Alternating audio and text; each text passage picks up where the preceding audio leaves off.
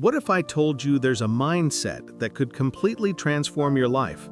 One that can supercharge your learning, spark your creativity, lower your stress, and deepen your relationships. But maybe you've lost it along the way without even realizing it. This isn't just another technique or a new habit to add to your list.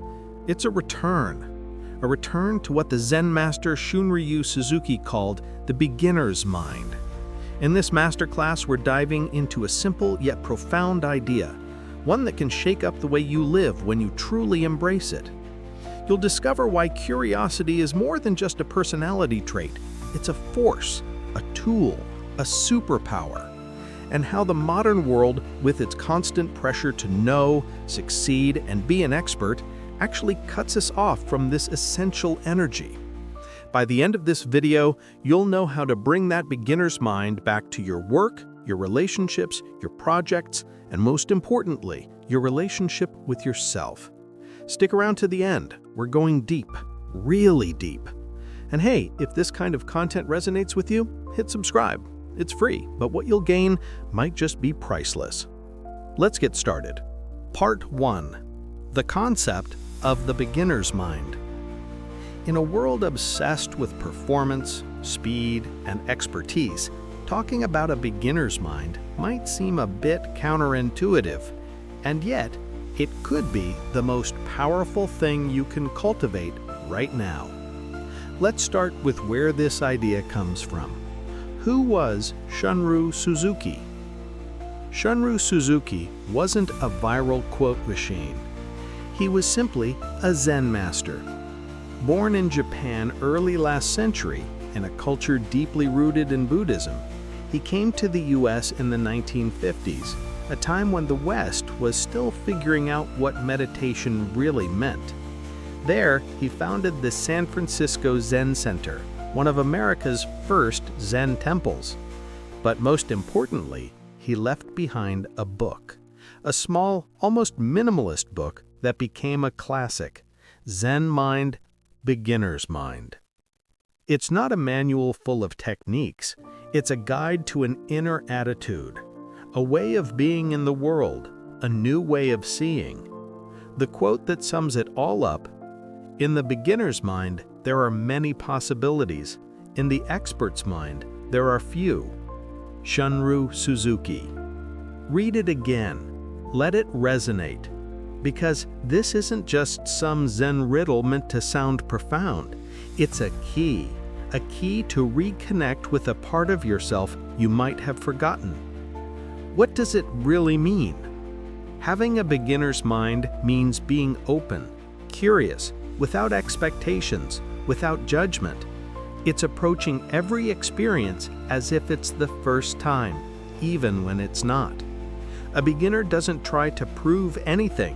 They want to see. A beginner doesn't say, "I already know." They ask, "What if I don't?" It's the mindset of a child exploring, unconcerned with looking smart, willing to ask stupid but essential questions. Most importantly, it's not naive but deeply clear-eyed, because it accepts complexity. It recognizes the shadows. It understands that the world can't be boxed into certainties. Why have we lost it?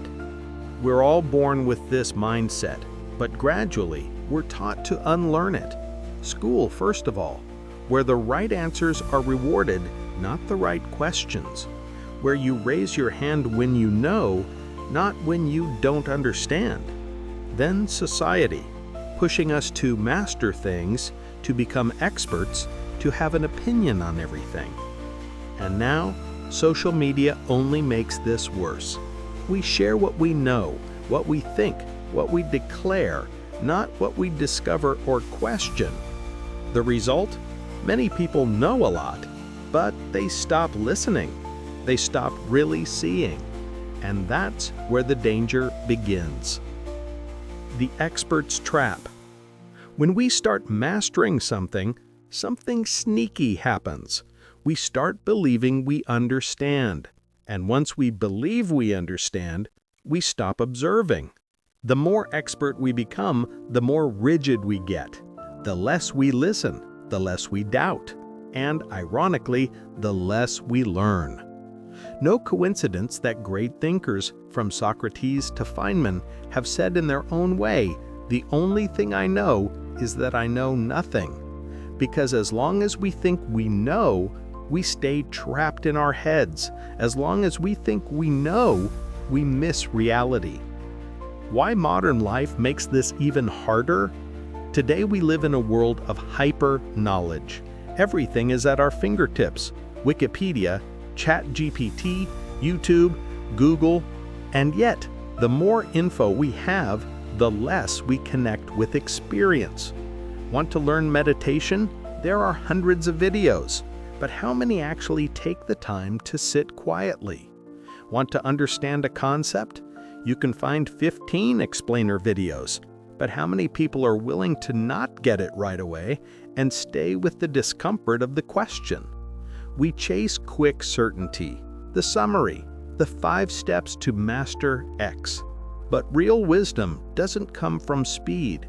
It comes from the way we look. And that way of looking returns when we become beginners again. A simple example. When someone speaks, what do? Do you listen, or do you prepare your answer? Do you open yourself to their perspective, or do you defend your own? The expert's mind wants to be right. The beginner's mind wants to understand. And in a world full of arguments, debates, and rigid stances, the one who embraces silence, openness, and humility becomes incredibly powerful. Being a beginner isn't weakness, it's freedom. When you accept you don't know everything, you stop defending yourself. You don't need to prove anything. You become curious again, and everything changes. How you learn, how you work, how you live. You become present, you become alive, and that's when true exploration begins. Now it's your turn. Do you feel like you've lost your beginner's mind in some areas of your life? Do you catch yourself trying to be the one who knows instead of the one who's discovering? Drop a comment below. I read every message. We'll move forward together. No judgment. Part 2. How the beginner's mind works in today's world. At first, the idea of a beginner's mind can feel a bit abstract, but once you grasp its power, you realize it changes everything. How you learn, work, create, communicate, and even how you live. In this section, I'll show you how this ancient mindset can become your secret weapon in the modern world. 1. Learning and creativity. The inner child is a genius.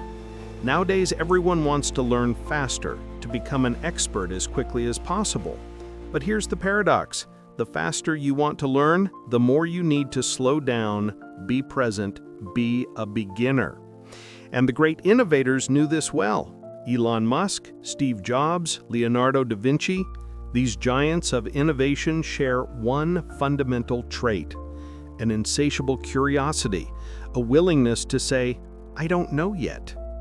Steve Jobs often talked about connecting the dots, but to connect the dots, you have to be open enough to see them. Elon Musk put it clearly, "I always start with the fundamentals, as if I know nothing."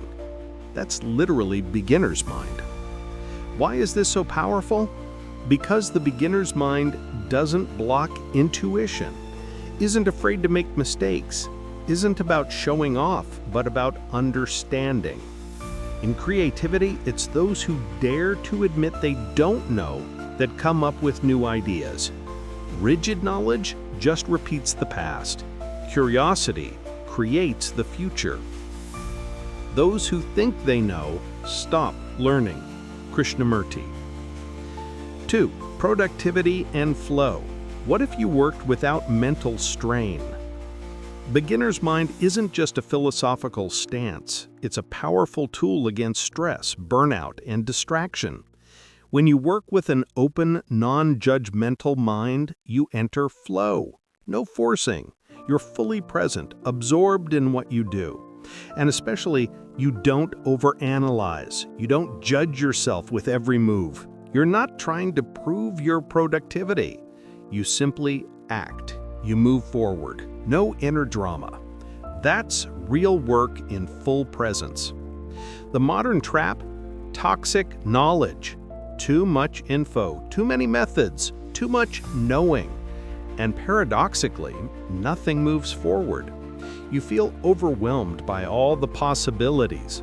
The beginner's mind simplifies. It goes back to, what can I do now with what I have? Often, that's more than enough. 3. Relationships. What if we really listened? We say we communicate more than ever, but do we really listen? In most conversations today, we wait to reply, we defend a position, we project intentions. The beginner's mind disarms the ego. It listens as if for the first time, without anticipating, without labeling, without judging. And that changes everything. You hear what the other person really means, not what you imagine. You ask deeper questions. You leave space for nuance. And most importantly, you rediscover people, even those you thought you knew inside out. A friend, a colleague, a loved one. You stop seeing them through your filters. You see them as they are right now. 4. Spirituality and inner peace. Presence is now. Zen doesn't promise you'll reach somewhere. It doesn't promise nirvana tomorrow. It simply says, wake up, you're already here. Beginner's mind is mindfulness. No ambition, no comparisons, no obsession with results. You practice to practice. You meditate to see. You live to live. A powerful passage from Suzuki. Practice is not about arriving somewhere. It's about waking up where you are. Read that again. It's a key to fighting modern anxiety. Today, we run. We want to become someone. But the more we run, the more we forget who we already are. Beginner's mind breaks that cycle. It reconnects you to the moment. And in that moment, there's nothing to prove. 5. Modern context. AI knows everything. Humans still feel. We live in a time when AI can write texts, create images, even compose music. Information isn't scarce anymore. It's overloaded.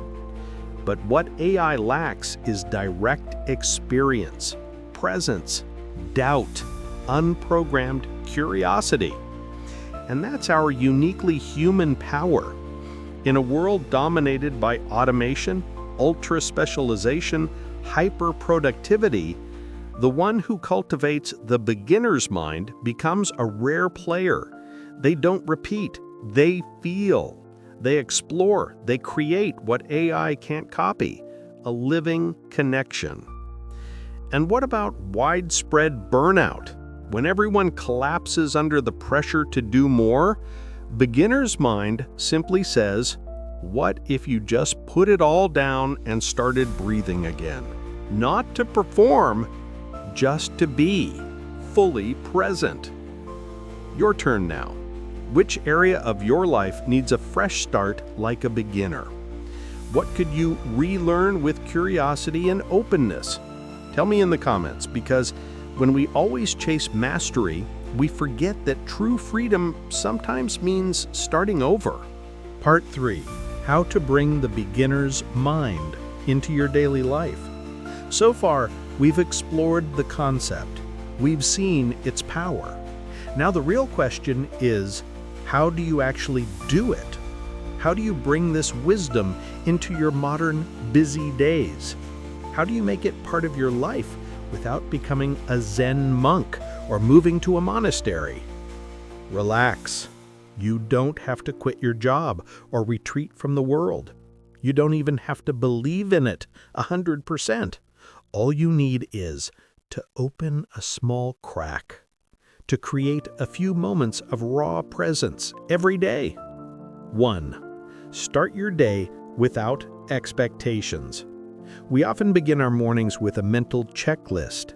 I have to answer that email. I need to be productive. I have to succeed. But the beginner's mind starts the day without a plan, not because it's passive, but because it's fully present. It doesn't rush ahead. It welcomes what is. Simple morning ritual, 2 minutes. Sit down, breathe.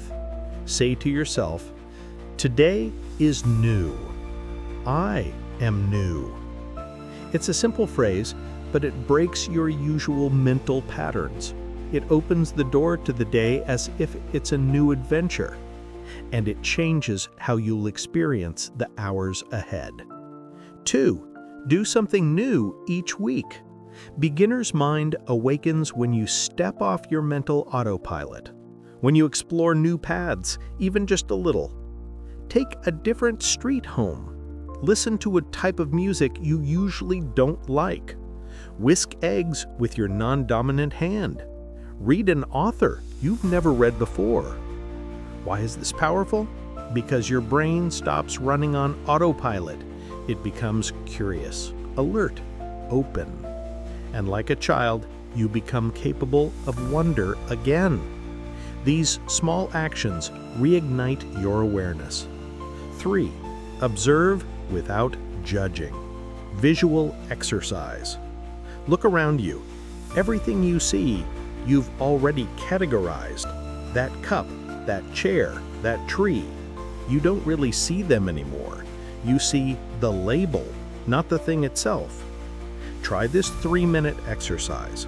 Pick a simple object, a spoon, a leaf, a stone. Look at it as if you have no idea what it is. No names, no uses, just shape, color, texture. This is one of the deepest Zen exercises, even though it might seem simple. Try it and notice. Your mind slows down. Your gaze becomes alive. You reconnect with reality, raw and unfiltered. 4. Ask questions instead of giving opinions. In conversations, we tend to want to prove we're right, but the beginner's mind doesn't seek to impress. It wants to understand. The next time you're in a debate or disagreement, don't share your opinion. Ask an open question. Examples: what makes you see it that way? How did you arrive at that conclusion? How does that feel for you really? What happens then? You build real connection. You lower defenses. You create space for deep listening. And most importantly, you discover that being smart means asking better questions, not having all the answers. 5. Write a page of beginner's thoughts. Writing is a mirror, but only if you're honest with yourself. This isn't about journaling your daily routine. It's about training your inner vision. Simple exercise once a day or once a week. What did I see differently today? What did I think I knew but have now rediscovered? What did I observe without judgment? Even 5 lines, even just 1 sentence, but write it with sincerity. Why? Because it teaches your mind to question without harshness, to find wonder in the ordinary, and to catch the subtlety of life. And little by little, you change. You become a student of life again, not a fixed master. Summary: none of these steps seem revolutionary. And that's the paradox. Real change doesn't come from doing more. It comes from doing things differently. From stopping automatic reactions. From returning to the present moment. From accepting not knowing everything. And in that space, you find something rare. A feeling of lightness, a quiet joy, an inner freedom beyond the ego. That's the beginner. That's being alive. Choose one of these rituals to try this week. Write it in the comments. Example: this week, I'll start every morning with 2 minutes of silence. Or, I'm going to try something I've never done before. Set your intention. Write it down. Share it.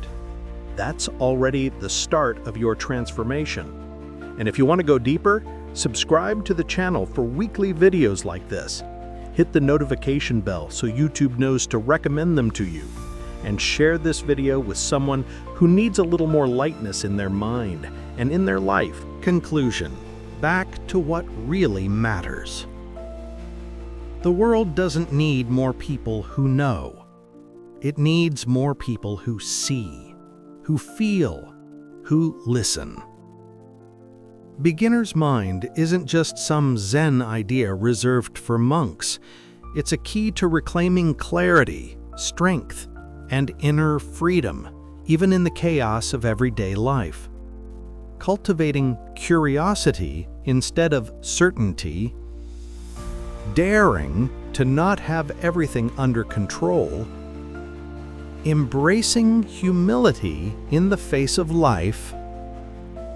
This isn't naive, it's radical. The phrase I want you to remember is, in a world obsessed with mastery, daring to be a beginner is an act of wisdom. Now it's your turn. What situation in your life deserves to be seen with fresh eyes today? Share your answer in the comments. Make it your intention. Like this video if you want more meaningful content like this. Subscribe and hit the notification bell so you don't miss the upcoming masterclasses. And above all, share this video with someone who feels stuck, trapped in a role. They might just need to become a beginner again. Thank you for watching. And above all, take care to keep this open spirit alive in every moment. See you soon for the next Deep Life lesson.